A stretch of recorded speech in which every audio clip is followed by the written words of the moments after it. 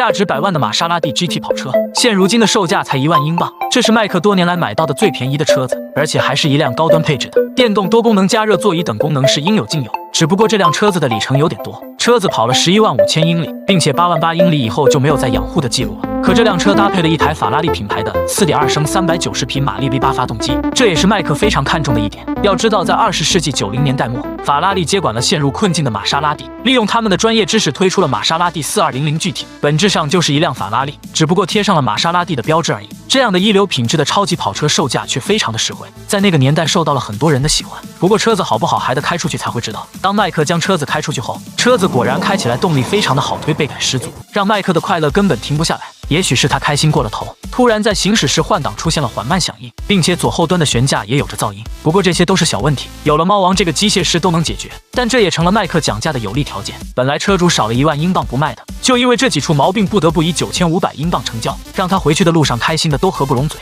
麦克真的没想到9500英镑买到这么好的车子，快速的将车子开回了工作室，准备和猫王一起分享这份快乐。当猫王知道这么低的价格就买到一辆状态这么好的车子，让他也感到非常的不可思议。麦克将试驾遇到的问题都和猫王说了一遍，现在他们就祈祷变速箱不会有太大的问题，那样维修起来的费用会很高的。猫王将车子开到了工位上，然后到朋友的店里借来一套仪器，通过扫描这台车子的状态来找到车子变速箱存在的问题。这套仪器不仅可以进行诊断，还可以告诉猫王具体要花多少钱。通过猫王的检测后，发现离合器的磨损只有29%，这个数值让他彻底的放下了心来。29%听起来可能是一个很大的数字，但实际上还是在正常的磨损范围之内的。那么是什么导致了懒惰的换挡问题呢？为了进一步的检查问题所在，猫王来到了车子的下面，经过了仔细的检查后，竟然发现变速箱执行器出现了泄漏，并且泄漏的还很严重。也许这就是变速箱懒惰问题的其中之一。猫王驱车几十公里将执行器送到了好友工作室，他这里是一个专业养护的公司，在翻新零件上有着很多的经验，能轻易的找出零件出现的问题。像猫王拿来的零件泄漏问题就是一个很常见的，这里面有动态的移动部件，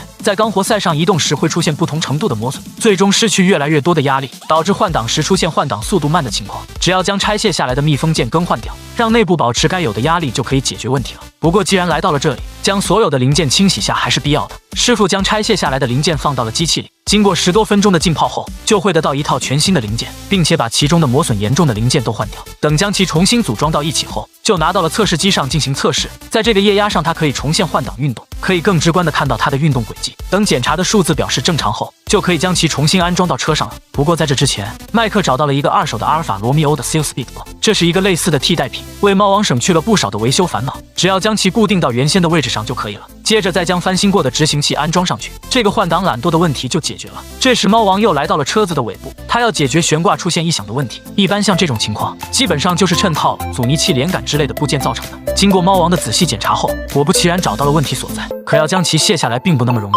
由于长时间的磨损已经不能转动了，所以猫王就用上了老式的方法，用2个螺丝反向的原理将其卸了下来。这不得不说老师傅还是有经验的。等猫王将其重新更换好后，这辆玛莎拉蒂 GT 就修复完成了。这次由于麦克买车的底子好，买车加修车的费用总共加起来才11373英镑，这也让这台车拥有着很高的利润空间。他们将车子开到了赛道上，准备和众多的豪车一决雌雄。虽然它是这里最便宜的一辆跑车，但它的驾驶感觉和速度都非常的好，用最少的钱就可以在这辆车上获得几百万豪车同样的刺激，所以很快就被周围的观众看好了。在自己亲身驾驶了一圈后，最终以3万5英镑的价格成交。那么这时问题来了，你会买一辆这样低价的跑车吗？说出您心中的想法。